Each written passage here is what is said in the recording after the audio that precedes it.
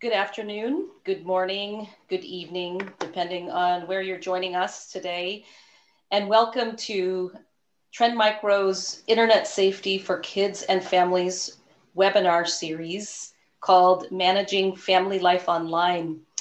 I am Lynette Owens, the founder and global director of the program. And today we're going to talk about kids and autism and how we can support them to use technology in safe and healthy ways. And before we get started, I'd like to first thank our interpreters, Olivia Andert and Lucy Annette, who will be supporting us today. And finally, to those of you who may be new to our webinar series, we are going on almost 1 year of the launch of this series, precipitated by the pandemic. So we are very pleased that technology has enabled us to continue our work, reaching out into communities everywhere and help you in whatever ways that we can to guide our children to become great digital citizens.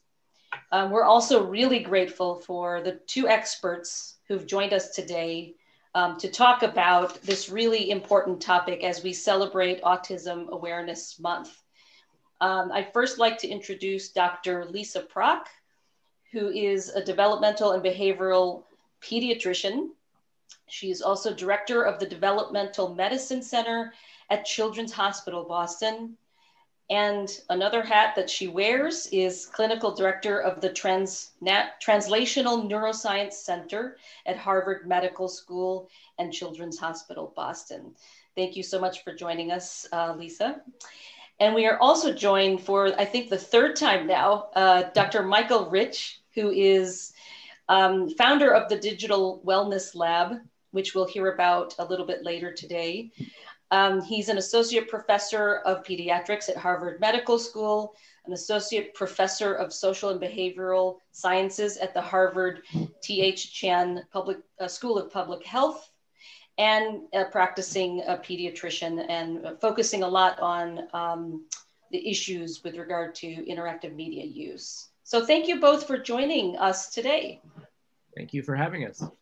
Thank you. And I know you're very busy, not just in general because of the work that you do, but because we happen to be in a particular moment in history when use of technology among all of us is at an all-time high. So while we're going to talk about technology use among kids with autism, I'd also be very interested to hear how maybe that has changed over this past year as well. Have things become more acute? Have they actually been better in some ways for children who are on the autism spectrum? So I'd love to first hear a little bit about what each of you do in your work. Obviously, you wear many hats between you. So Lisa, let's start with you. Sure. So I think in my clinical day job, I work with patients, range of ages and range of diagnoses pertinent to this conversation. I'm involved in initially diagnosing individuals who might have autism or other neurodevelopmental disorders. And then I work with them and follow them until they transition to adult providers. Sometimes that's at 22, or sometimes it's at 30, because there aren't a lot of people who are available to transition our patients to. So I think even though I'm a pediatrician, I follow a lot of young adults. Okay, fantastic, thank you. And Michael? Well, my clinical work is through the Clinic on Interactive Media and Internet Disorders, or CIMAID for short, which is Aid for Your Simulated Life Online. And we deal with a whole variety of screen media related issues. I would say most predominantly problematic interactive media use, which is those kids whose gaming, social media, pornography, or information seeking online has impaired their functions in either academia or in their sleep or in their relationships with other people.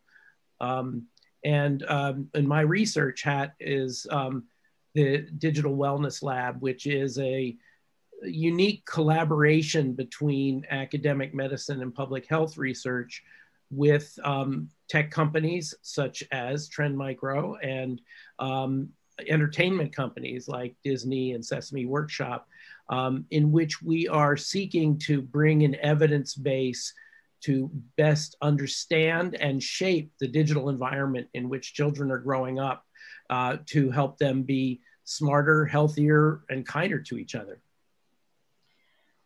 Fantastic. And so you both do really important work. But I also wonder, as I had mentioned earlier, how has your work changed over the past year? Have you noticed new challenges or even new opportunities for the patients that you treat? Yeah. Michael, do you want to go first or want me to? I can go first. I'll deal with the general population, and then I would love to focus on the kids who have autism spectrum disorder. I think it's been a very interesting year because it used to be back in the day, BC, before COVID, adults thought of the real world and the virtual world as very separate, while kids had a seamless existence between the online and offline space. Overnight, we were all plunged into an all virtual world and have been there and negotiating it more or less successfully during that time. Actually, some very good things have come out of it. Our research shows that actually more than 3 out of 5 parents feel that remote schooling has gone quite well in terms of the information transfer part of education, as in learning math, science, English, etc.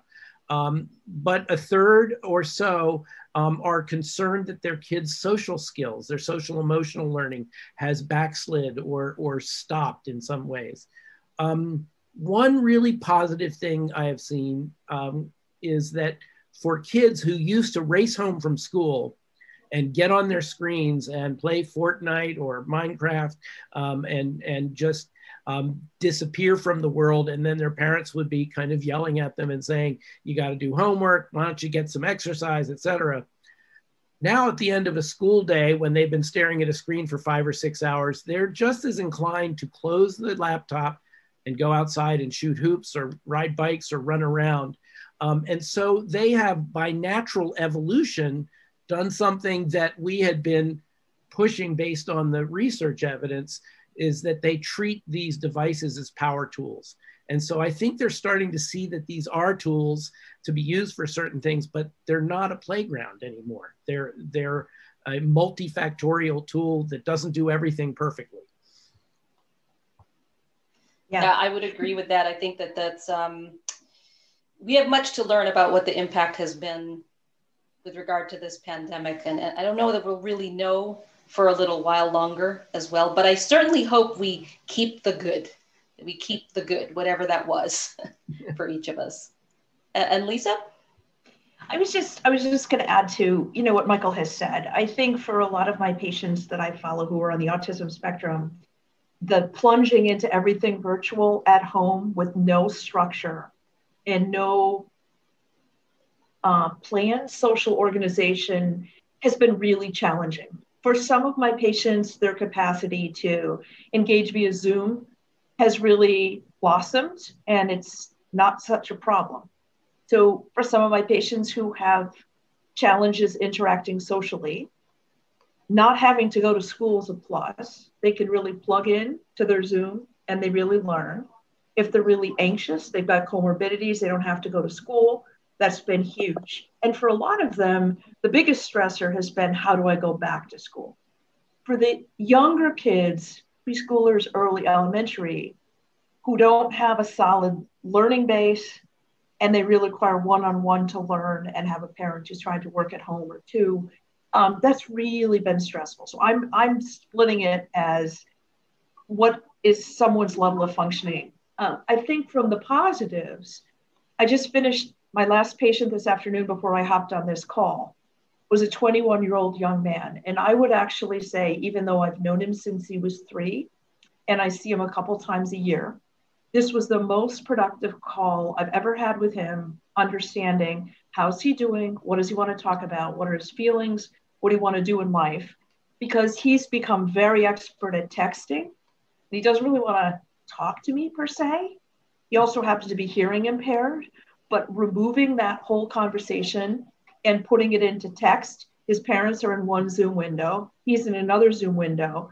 And he was actually, we had the best conversation ever. So, I think that we want to kind of see what's possible. My thinking is some of my patients, I would love for them to continue to use technology as they're currently using, even if they're sitting in the classroom with the teacher in front of them, because that chat function really removes a lot of the barriers. I'll stop talking about this, but I think one other thing is for kids who have social pragmatic challenges, reading their text and seeing what they're chatting about gives you an entirely different window that pre-COVID, people felt, all right, I don't want to really stalk my kids, but now they see what their kids are doing. And for many children on the autism spectrum, it allows a conversation to happen with parents or with therapists about, hey, that interaction didn't go so well, did it? How could we do it differently? And you can't, unless you videotape it, you don't capture that in real life interactions, but in communications with electronics, texting, chatting, you really can actually see. So I think that is my perspective of the positives of this year. I think we all know the challenges of trying to support kids at home while parents are working, not having access to behavioral supports. Things that were happening in person have totally imploded. Some school system aren't really, engaging kids to come back, but there still is a lot of learning that's going on. And I think I'd love to continue to use what's been positive going forward post-COVID. Another thing I've seen with kids who are impaired, not just with autism, but in other ways, is that in many ways, this environment has been helpful to them. There is far less cyberbullying. Everybody thought cyberbullying would go through the roof. It actually has damped down a fair amount, and they feel safer.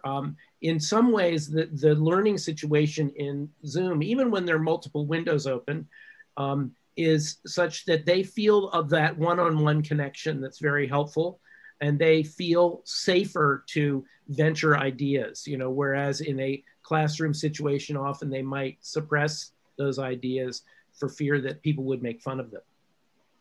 Yeah, I think that's really interesting. I mean, and I would say that some of the benefits you've both described, I wonder that all of us of any age, under any circumstances, might identify with some of the things you said. I mean, who didn't invest in more sweatpants this past year and spend a lot less on dry cleaning, right?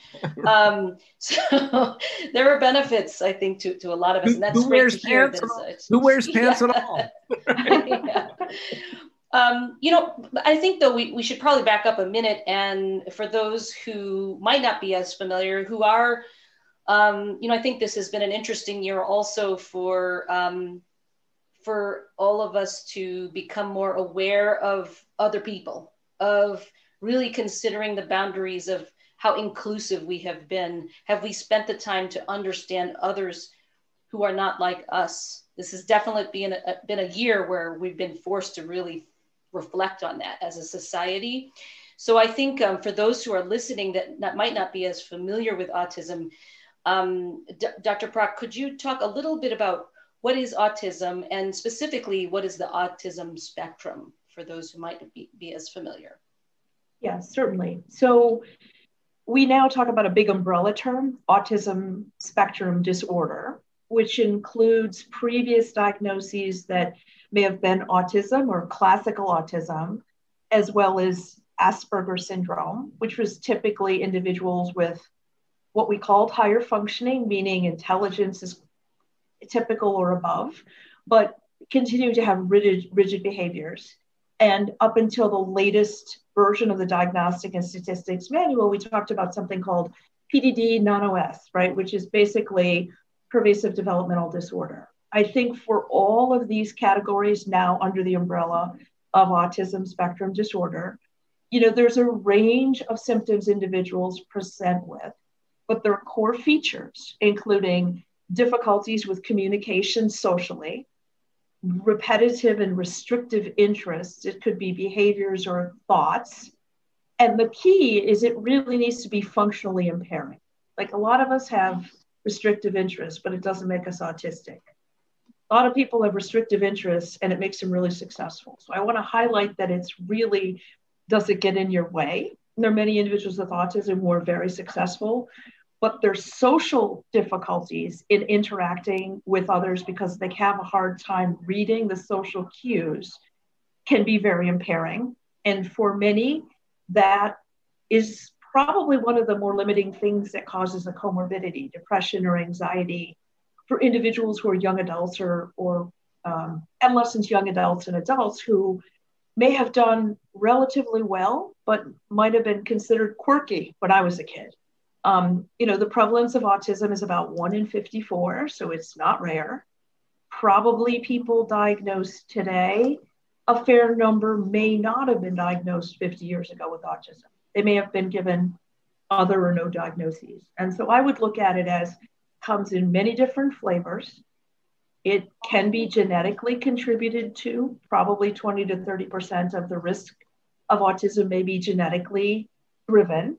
There are other factors that can contribute. It tends to be more prevalent in males. And sometimes we know a real genetic cause, specific disorder. There are certain genetic disorders that have a higher preponderance of autism, things like Down syndrome, tuberous sclerosis, Fragile X.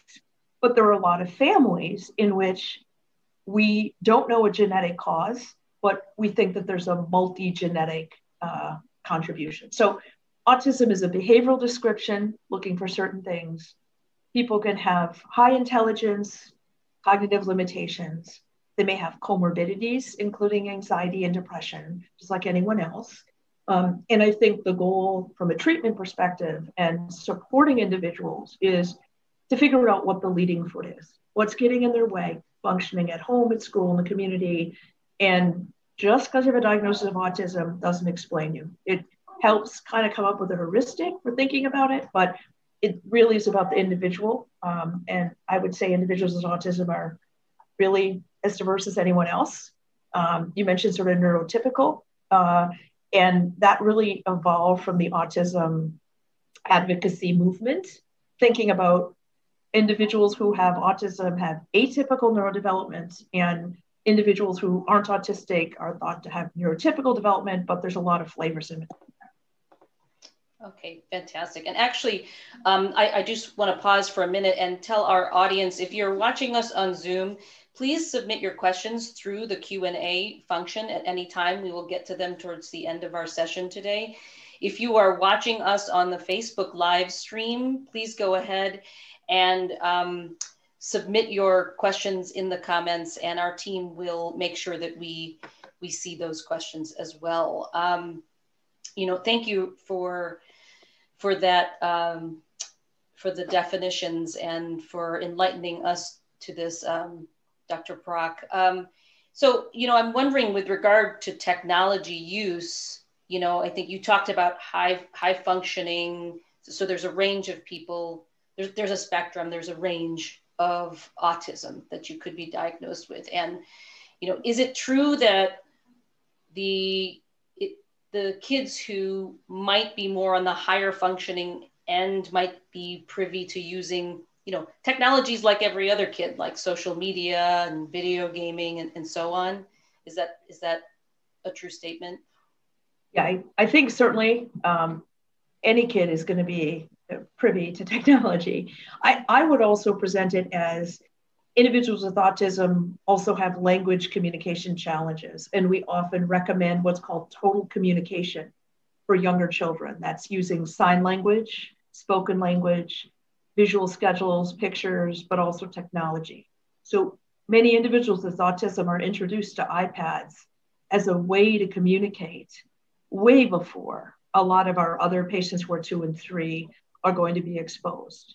Took us a long time to figure this out, but guess what? It helps if you use that iPad primarily for communication. And if you have toys and games that are not for communication, like another iPad, that's separate. But I think, yes, technology is something we proactively use, but because there's limited social interaction and there's a very repetitive behavior that's, Michael can talk more about this, in a lot of games, a lot of activities, it often can become a restrictive interest, whether it's video gaming or even swiping and looking at screens quite a bit. It can be a visual stimulation thing that some children perseverate on. So I guess I view it as a double-edged sword. Great tool for communication, helpful for learning sometimes, but yes, it can become something that is repetitively driven and can just drown out many other forms for communicating and learning. I will add that that restrictive, focus often has some of them be exceptionally good at technical use, at the use of technology, to be very creative in a very narrow way. I have patients who compose music using technology. I have patients that bring drawings or I should say, email drawings to me. But I think that we have to realize that that restrictiveness that may impair them in other aspects of life may actually allow them to concentrate and go deeper than a so-called neurotypical child does. So I want to not scare people away from technology so much as to really observe their child and see how it is interacting with her or his life. And is it helping? Is it impairing? Or is it a little bit of both? Well, so that's a great segue to something I did want to ask, which is what are some of the typical things you might advise your patients or their parents, let's say on the cusp of them getting their first phone or their first video gaming console? What are some of the typical pieces of advice that you share? Let me jump on this one because it's actually the same advice I give to any parent with any child. And that is, this is a power tool. This smartphone, this iPad, this connection to the internet is a power tool. And just as you wouldn't, hand an electric saw or the car keys to a 4-year-old without any kind of instruction, you're not going to do that with a smartphone or a tablet. This is something to think about your child and her or his specific talents, their specific vulnerabilities, and their specific needs. And when that tool can be useful, as Lisa has described in the case of some kids with autism who can communicate more effectively with the tablet than perhaps verbally, then you sit down with them and you teach them to master it. Not to be afraid of it or to go crazy with it, but really to use it as the tool as it was designed to be used, as it best interfaces with both their skills and their vulnerabilities.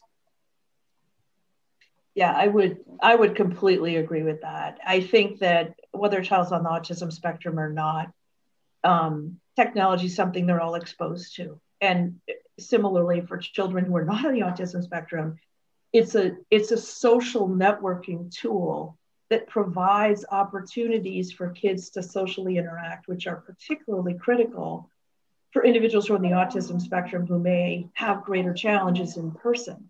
But I think it also puts them at greater risk for being bullied, and they may not perceive cues. So what I add to what Michael said for my patients on the spectrum is there really needs to be a lot of concrete and over teaching. Reviewing specific texts, reviewing specific rules. Many of my patients who are very, very bright and autistic are very rule bound, and they don't understand why some of their peers don't follow the rules. And so that's a piece of the conversation that's really critical. And I think it's a forum to teach appropriate social interactions. And it's also a place to highlight if someone does something to you, here are the really important 3 things that you do. You let somebody know, you delete them, just what do you do? And I think it does provide that. But I think that's, I learned that from Michael, right? Technology is here to stay. And we need to all, adults and kids, use it responsibly. And that includes my patients who are on the spectrum, have cognitive vulnerabilities, have other challenges. And I will add to that, that parents' screen use is not just a model for their children of how to use screens effectively, but it also removes them from being present with their child. And so I think parents have to be conscious of their screen use. And when their child is in need of and ready to use that device, I encourage them to sit down next to their child and teach them how to use it, watch them use it, correct them, just the same way as we teach our children to drive a car, right? And you know, we sit white-knuckled in the front seat while they try to get it into gear, et cetera. But the same thing should happen with these very powerful tools that connect them near infinitely with the world. I think that, and you both brought up something really important distinction too, is that maybe not understanding the rule-bound, I think, description that you gave, Dr. Prock. You know, there's probably kids who aren't on the spectrum that also are very rule-bound, and they don't understand, why is someone being mean? They don't even realize they're being mean, or they're subtweeting them, as they call it. Something more subtle that their peers may have picked up on, and they don't realize they're the subject of the joke, whatever that joke is. And so your advice of, when this happens, these are, you know, 1, 2, or 3 things you can do. I actually think that's great advice, not just for kids on the spectrum. You know, this just means that we as parents, we've got to do a little more work than we're maybe used to, because often I feel pressure to get my child a phone because everyone else has one, or they're going to be walking to school on their own, whatever reason. But then there's not much guidance that comes with that. It's just, I think I've done my part, and don't do anything, you know, unsafe, and don't talk to strangers, and don't look at that because you're not old enough yet. But there's so many more nuanced things about using that powerful tool that requires us as parents to really parent about. And I think what you're saying is perhaps even more so for children who have autism, but I don't know that there's much difference in what you're advising. I think we should all be doing what you're explaining. I agree. And I think that what we're really, I argue with friends in the tech industry that we should not be talking about parental controls. And the reason for that is, first of all, there's no kid on the face of this earth that wants to be controlled by their parents. But the other piece of it is it puts parents in a police role, and they are policing their child. They are keeping them from doing bad things or coming across bad things or whatever. And it becomes a conflict around this. And it also drives the child to want to subvert the system. Because if mom and dad don't want me to do it, it makes it that much more attractive in some ways. And so I tried to say, let's build in parental engagement tools. Let's create dynamics where the parent needs to and can use this digital media device or platform with the child, so they can learn together. And quite frankly, the kids are going to be teaching the parents as much as the parents are teaching the kids. But the real important thing here is do it together, parent them in the digital space the same way you do in physical space, in the so-called real world. Absolutely. And I think that's a great change of just so subtle, but a really great terminology that you're coining there. I assume you're on the road saying that, Michael, as you talk about the digital wellness lab. Hopefully this will catch on and people will adopt that perspective, that viewpoint, and develop tools and technologies that children use with that in mind. You know, I think you did talk a lot about earlier some of the benefits that technology can provide to children with autism. Are there others that we haven't covered already? I mean, I know early on that there are, I guess there have been tools to support communication for the nonverbal children with autism that have been phenomenal. Been around for a while now, probably some of them for a decade now. But are there others that we might not have heard of that you think have great promise or have been very effective in supporting children with autism? Yeah, a really, really good question. I think that you're alluding to there are a variety of different voice recognition systems that I think are also helpful for individuals on the autism spectrum, sort of beyond something that allows them to simply communicate, starting with picture communication systems, and moving on to something that teaches you, even if you're nonverbal, about creating a sentence and putting things together to make requests, to comment, etc. So beyond that, I think we're moving into a situation where people are trying to figure out, okay, what else can we do with our devices to promote social interaction? Now, my honest opinion is that's not best done through the screen unless you're during COVID and you don't have any choice, right? So I think technology is optimal for increasing communication and perhaps used as a parental engagement tool, augmentation device or something where you can see what's going on. But I think we have to be practical. With autism, the social challenges, the rigidity aren't really going to be helped by a lot of technology. They're going to be helped by people and off-screen modifications. So I might be missing something, but I'm not sure of something else that I would say, oh yeah, for my patients with autism, this is what technology is really great for. I think it's more about using it to promote what the challenges are, which are communication, social interaction. And I would add to that this applies to all kids, that, we make a mistake when we think technology is going to do something to replace a teacher, a parent, a person in real life. One of the interesting things we found is that for all these schools that are, saying we have one-to-one iPads to students, what we actually find is that when you have a single iPad for 2 or 3 students, it's a much more powerful teaching device because it brings in the social emotional. It brings in the 2 heads are better than 1, the negotiation skills and the debate that goes on around things, even with preschool kids. And so I think that we make a real mistake when we expect technology to be better than us or to replace us. I think that it is an augmentation. And I think particularly in the case of kids with autism, while there are some wonderful pieces of software that can use these devices to teach them things, they still have a really hard time transferring that knowledge into the real world.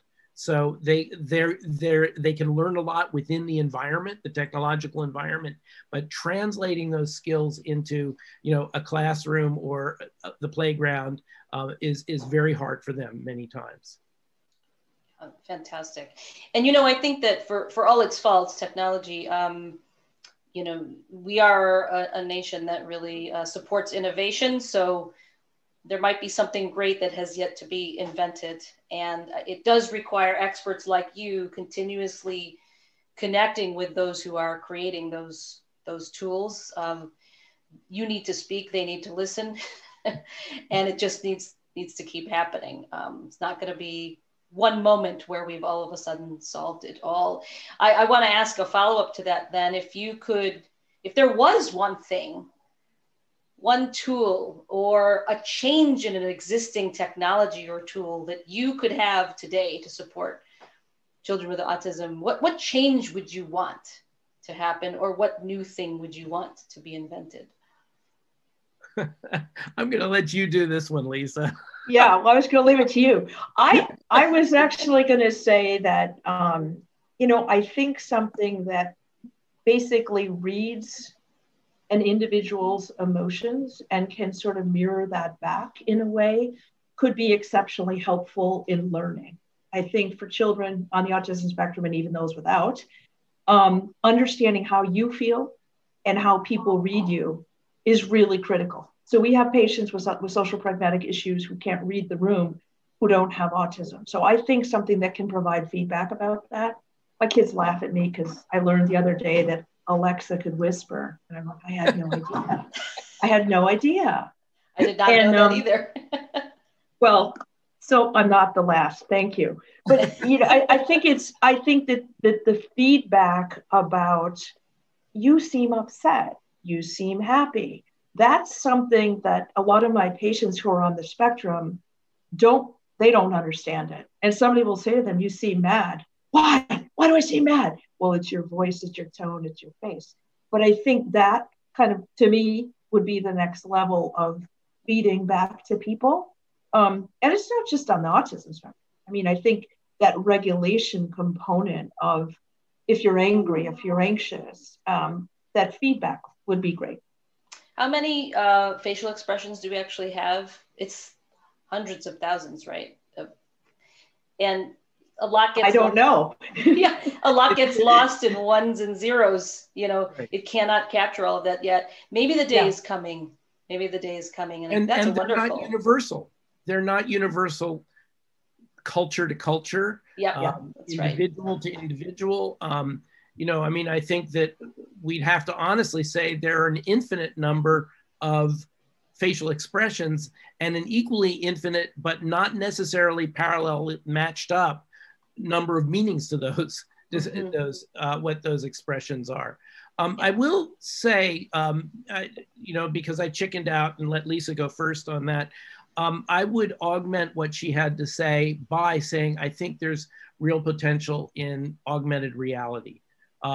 In the sense that, you know, unlike VR, it melds the physical world and what's coming through that set. And so if there were some way that we could create augmented reality that would translate and help young people with autism understand what that tone of voice is, either their own or someone else's, help them understand that, and to do it in a, you know, consistent way, in a supportive way, as opposed to a punitive way, because that's what they're used to hearing is sort of punishment, pipe down, et cetera, et cetera.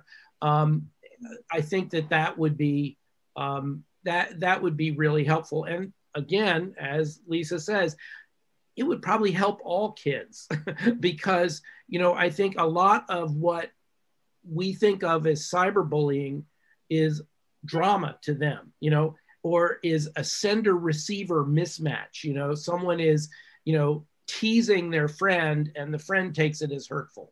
You know, and so one of the things that we should not do is expect too much of the technology. We have to understand that the technology is ultimately, no matter how powerful, an attenuated version of what real life interaction with another human being is.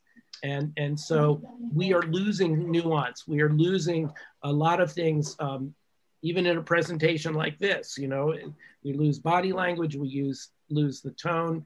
And I think we need to put that in perspective, not just for kids with autism, but for everyone. Yes, great. Well, hopefully some of those ideas will be heard by somebody who might actually be listening right now, or, you know, someone will share it with somebody else and we may see some of those in our lifetime. I do want to get to we've got a number of questions coming in and I want to make sure that we address these. So here's our first one. My son is 9 years old with ASD, ADHD on the higher functioning end. He's very engaged in technology, iPad, games like Roblox. How can we use that to help him with his executive functioning skills in a way that doesn't overexpose him to the iPad? We use timers, but would like to help with executive functioning if possible. Any thoughts on that? You want me to go first? You go for it, Lisa. So I guess I would say that there are a lot of apps, you know, everybody's got an app for something that will help you. I think with executive functioning, with respect to an iPad, I think one of the most important things is understanding transitioning off. I think the timer, old-fashioned timer, I don't care if it's an egg timer, a microwave timer, or something that's on your, I don't know, Alexa, iPad, or iPhone, doesn't matter to me, but something that signals we're winding up, we're transitioning off is always a really good idea, whether your child has autism or not. I think just to put it in the context of something Michael said, I don't expect iPads to teach executive functioning, but I think that as children get older and they need to organize themselves, that an iPad or an iPhone is an incredibly powerful tool to organize yourself, to send you reminders, to do various different things. Personally, for a 9-year-old, I'd be focusing on how do we help them with their executive functioning is really how do we get them out of the house in the morning? What do they have to do? What's that checklist? And hope that they can internalize that checklist at some point. What do they do at the end of the day when they come home? Empty out their school bag, certain routines. And I would not at this age be looking for anything on an iPad to facilitate that. But I would say, hey, it's really hard to initiate something that you love, like Roblox, and shift off. But helping kids understand, okay, we're really talking about 5 minutes, 3 minutes, 2 minutes, 1 minute, is really helpful. I'm not sure if that answers the question, Michael, if you would have stuff to add. I would add to a couple of things. I think that we have to undo a lot of misconceptions that were generated in the era of television about having to have screen time limits, as if there is some amount of time that's okay, and then after that it becomes toxic. I think what's more important is to limit screen time. And now that's a different thing, but screen time limits were always something that were made to be broken for kids. You know, it creates the forbidden fruit. Whereas I think that depending on the child's attention span, what they're working on, that limiting that screen time to the period of time that's most effective for them. And then also, instead of just transitioning off, transitioning on to something else. Because nobody wants to be turned off. No one wants to be stopped from something, but have it be part of starting something new, so that we are building a strengths-based approach to this, you know, an attraction to something that they really want to do, like ride their bike, or, you know, go shoot hoops, or hang out with a friend, whatever it is. So I think that we need to take it out again, out of that policing mode, that controlling mode, and into the mode of supporting their success. That's a great point. I think transitioning onto something else, that's what I'm going to use that with my kids, right? It's time to transition. I'll give it a try, because I think that, you know, it's funny, this myth of the overscheduled child, I think is what they say, is sometimes it can feel like that if you just allow for free space and not have everything scheduled. But I think perhaps for a child who might be on the spectrum, they may actually need more of that, more things scheduled, so they know they're moving on to something else. That's great advice. We have another question here. We've received the diagnosis that our 13-year-old daughter has atypical autism. Is that very different from the general autism spectrum?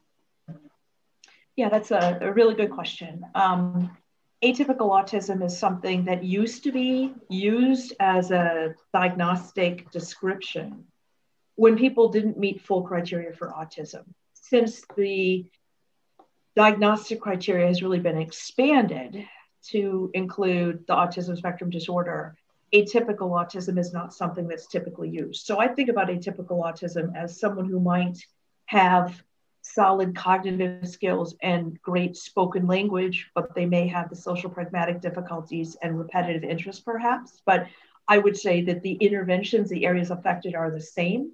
And that's a term that's not as commonly used anymore. Okay. So you're saying they're in the higher functioning end of the spectrum, but they still have some of the typical. Yeah.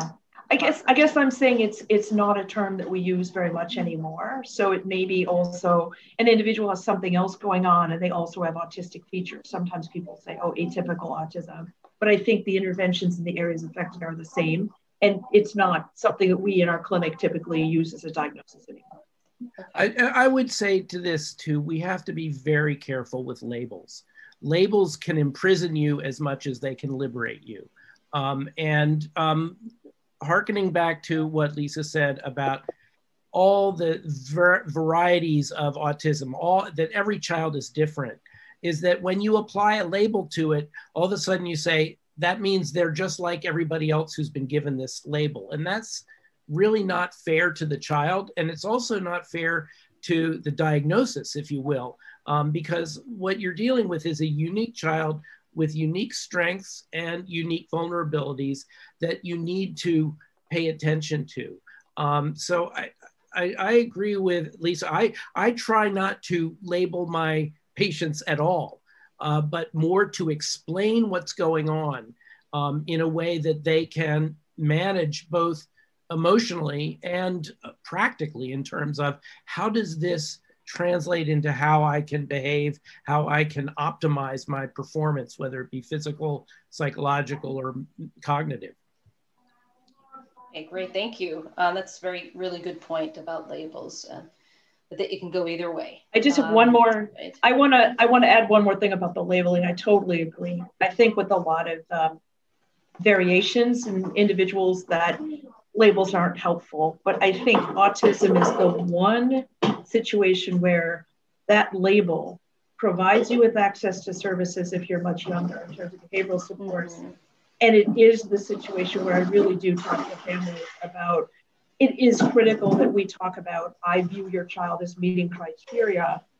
You can agree or disagree with me about whether autism is his or her best description, but I'll tell you why this is important. So I think I agree, labeling people doesn't do anything, but it's helpful if it accesses services. And early access to services is the key to optimizing a child who is struggling with autism. The earlier, the better. Yeah, absolutely. Yes, I think it's important to, and depending on where you live, where you're listening from, hopefully you know where those resources are. I think starting with your pediatrician, I think typically is the first place you would go, and then they would refer you from there. We have a question here. How do you address or comfort a child on the spectrum if they've experienced bullying so that they don't regress so far as their communication efforts? That's hard. I think it's the same way that you address bullying with any other child, is that you help them understand that it's not the person who's bullied, it's the rest of the group around, and explain that this is something that happened. I'm very sorry. Let's talk about resources. Let's engage other supportive people, hopefully peers in class, hopefully school providers, et cetera. And I think the point is a good one about individuals with autism who may be bullied and they regress. I think you want to address the underlying challenge, which is the bullying, and help prevent it from happening in the future. I don't know any magical way to help remove the sting of that. I think one of the hard things is that it's invisible. And I think that, these children don't know necessarily that perhaps the child on the spectrum who might be behaving in a certain way is on the spectrum. It doesn't mean that they should not be nice to everybody, but I do think children need to be taught that there is neurodiversity among us in society. And one of the things I think we as parents can really help with is to say there may be reasons why that child is acting that way, and you should always respect everybody no matter what. And you may never understand what it is, but that gives you no reason to make fun of them, and even making them aware of what neurodiversity is. That's why I think months like this, Autism Awareness Month, are so important, but I think there are more of us out there who could be raising awareness about it.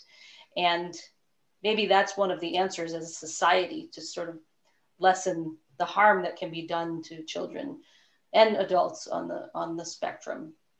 And I would say that this applies beyond autism to any bullying, which is to help not just the child, but their peers, their teachers, their school, to understand that this is not an isolated issue, but this is a cultural problem, in the sense that, first of all, as you said, we have to recognize that there's neurodiversity among all of us, and that everyone, if you decide, if you remember the Dr. Seuss story, Sneetches, the Sneetches with stars and the Sneetches that don't have stars upon thars, that we tend to try to pick out something that is different about someone, and instead of seeing that as enriching us, as giving us a broader view of humanity, we make them the other. And I think this applies to, Asian hate. I think this applies to, Black Lives Matter. This applies in large and small ways.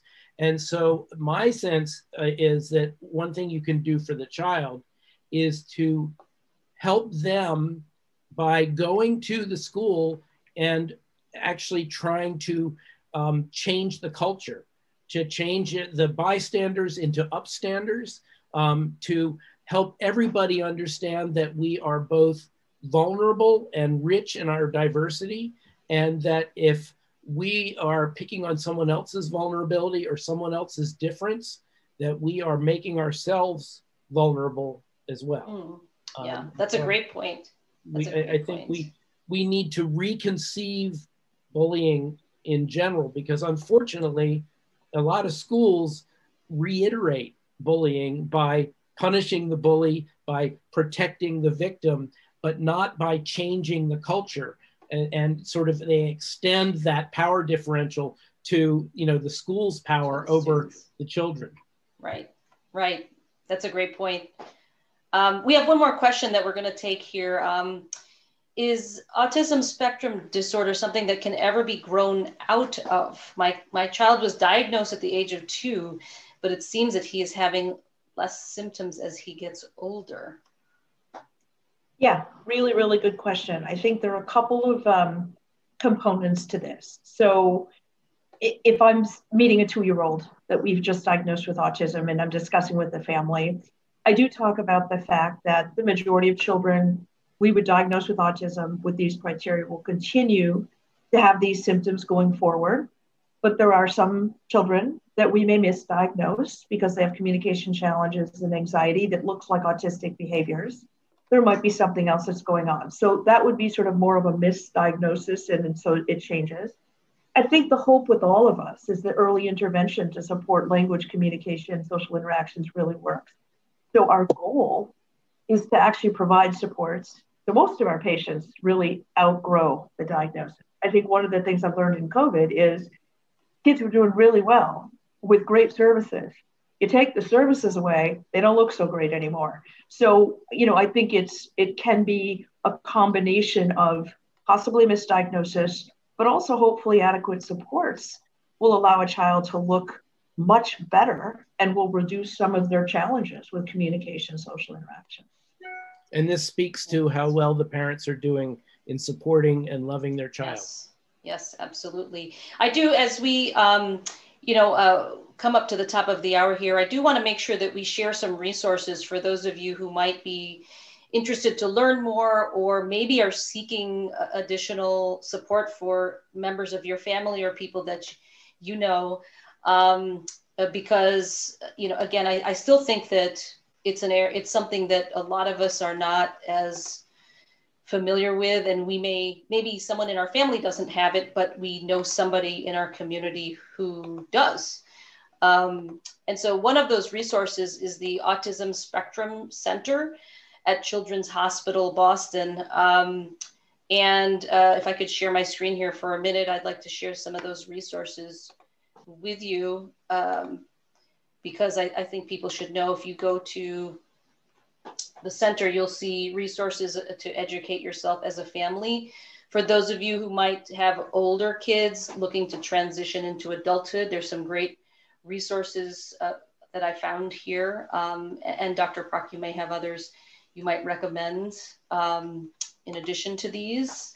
There were also some great videos. I think maybe you're in here. I don't know. There were some lecturers from Children's Hospital in Harvard who talk about a range of issues about autism that I think you might find very interesting.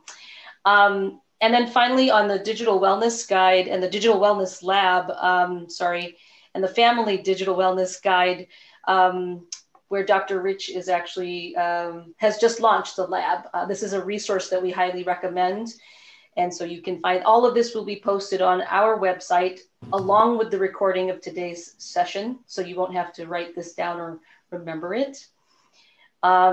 And finally, we have our own resources up. These are more for general topics with regard to technology and kids, available in 9 languages. So if any of you need or want that kind of support, please visit us there as well. I want to thank Dr. Lisa Prock and Dr. Michael Rich for joining us today. This has been a fantastic conversation. I also want to thank Olivia Endert and Lucy Ennett, our ASL interpreters, for supporting us today. And finally, to all of you for listening. We do encourage you to join us again every other Wednesday. We've got some great topics coming up, including issues about technology and sort of advertising and privacy and what that actually means to us. Roblox, Minecraft are some upcoming topics as well. And when you exit today's event, you will be shown a survey. Please give us feedback for our today's speakers, as well as for us and those of us who run the program. Just spend a couple of minutes. And if you're willing to include your email address, you may be one of 5 people to win a 1-year subscription to Trend Micro Maximum Security to protect up to 5 devices in your home. So with that, again, thank you everybody for joining us today, and we will see you next time. Thank you, guys. Awesome. Bye-bye.